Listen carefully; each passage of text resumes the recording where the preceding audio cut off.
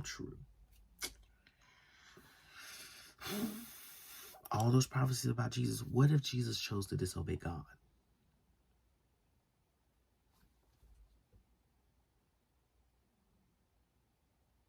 Think about it. Think about it. What if Jesus chose to disobey God? Do you know how much wouldn't be available to us?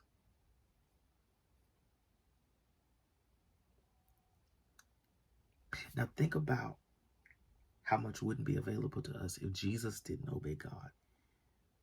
And think about the type of bridge into something from God that you're supposed to be for someone. What's not being made available to someone because of your disobedience?